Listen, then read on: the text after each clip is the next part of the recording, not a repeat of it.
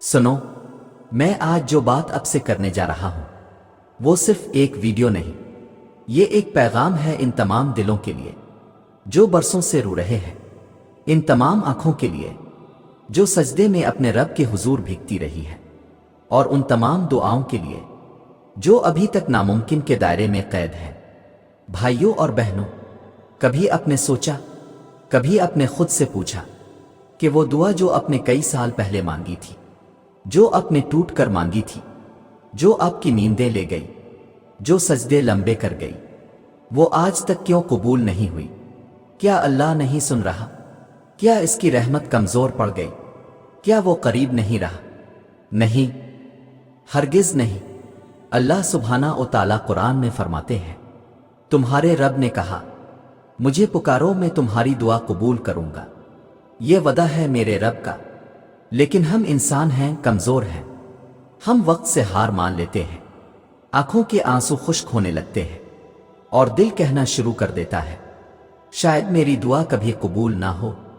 لیکن میں آج آپ کو بتانا چاہتا ہوں، اگر اپنے رب سے کچھ ایسا مانگا ہے جو دنیا کی نظر میں ناممکن ہے، تو یقین جانیے آپ کی زندگی میں سب سے عظیم معجزہ ہونے والا ہے۔ کیسے؟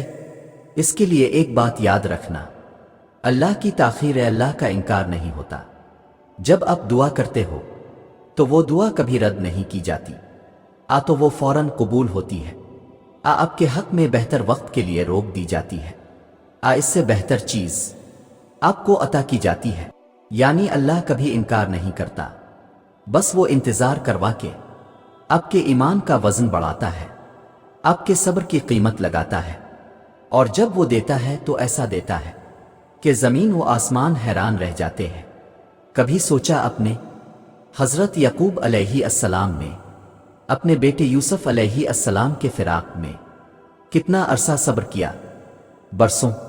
اور پھر اللہ نے وہ ملاقات ایسے انداز میں کرائی کہ آج بھی دل کانپ جاتا ہے۔ کیوں؟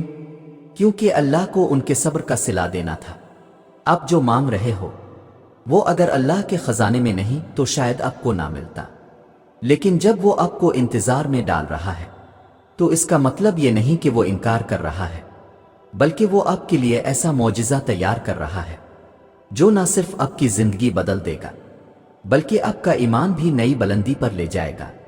یقین کرو، یہ جو انتظار کا وقت ہے نا، یہی اصل امتحان ہے۔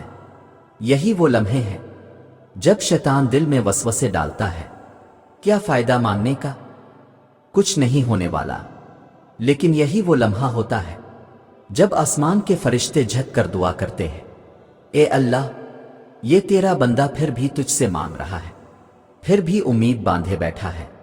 اے اللہ، اب دیر نہ کر، تو جو تم سے چھن گیا، جو ابھی تک نہیں ملا، اس پر رو مت، اس پر شکر ادا کرو کہ وہ تمہیں اللہ کے قریب کر گیا۔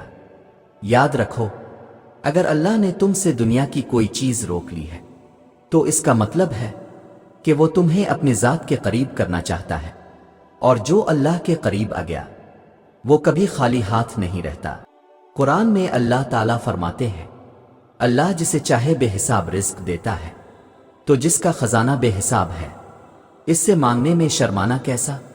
بس تم صبر کرو، گلہ مت کرو، سجدے میں گر کر اتنا مانگو کہ تمہارے آنسو اس رب کے عرش تک پہنچ جائیں۔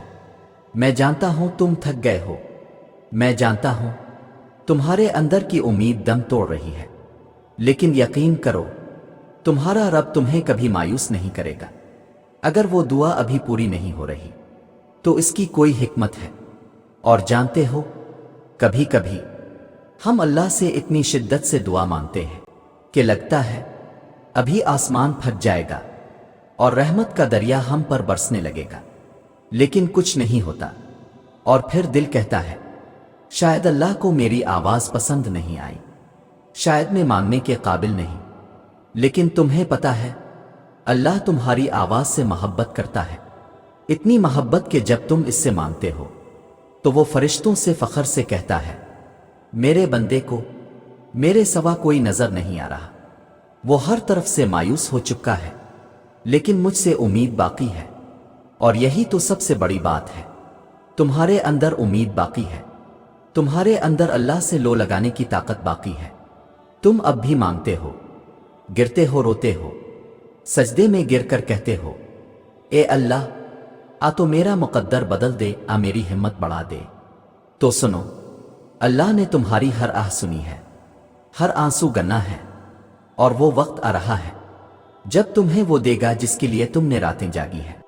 تم بس ایک بات یاد رکھو، جس دعا کے لیے تمہارے دل نے کانپ کر دعا کی ہے، اس دعا کا جواب کانپتی ہوئی رحمت کی صورت میں آئے گا۔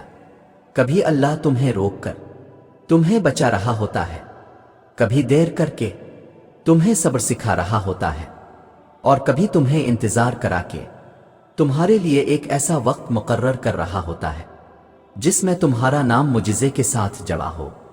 یاد رکھو، یہ دنیا تمہیں بار بار ہرا سکتی ہے، لیکن اللہ تمہیں صرف جتانے کے لیے آزماتا ہے۔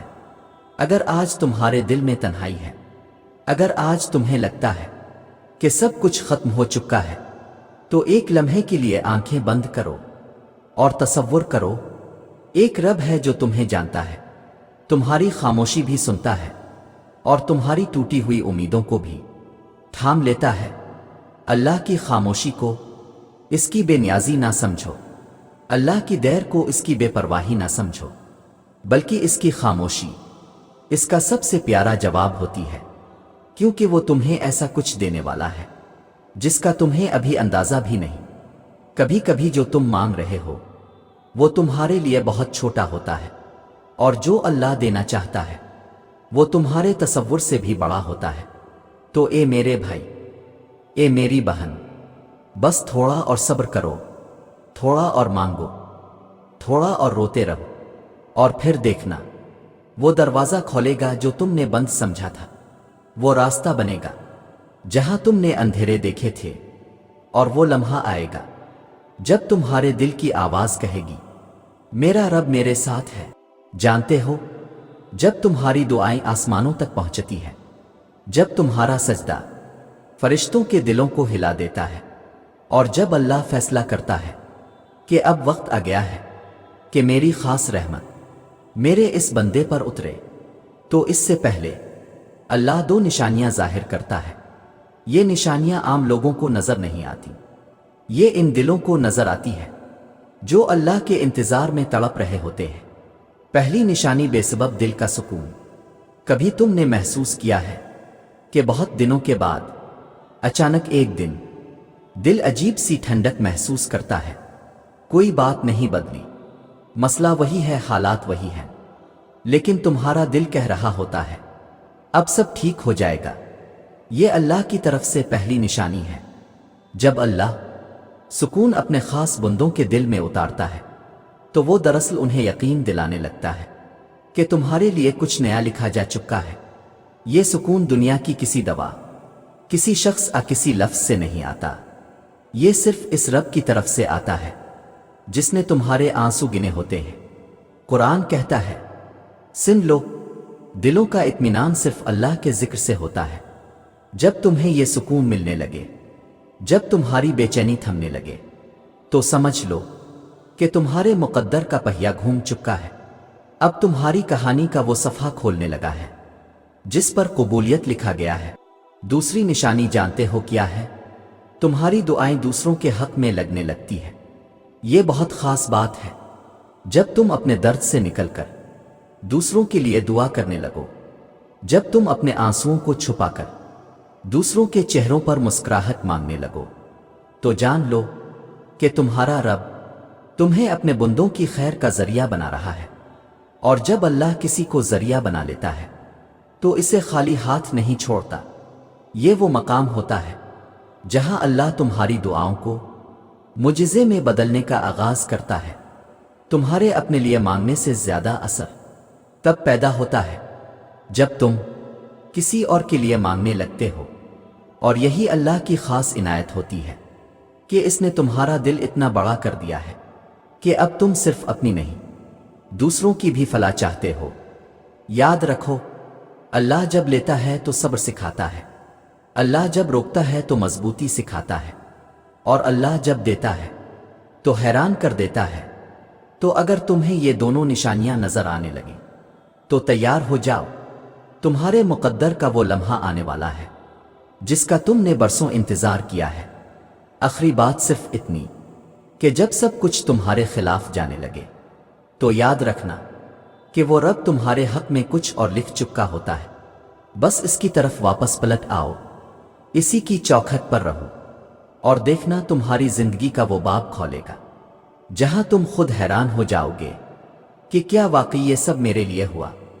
ہاں، اللہ تمہارے لیے ناممکن کو ممکن بنانے والا ہے، اور جب وہ کرے گا تو ساری دنیا دیکھے گی کہ جس رب کو تم نے سجدوں میں پکارا تھا اس نے تمہارا نام معجزے میں لکھ دیا۔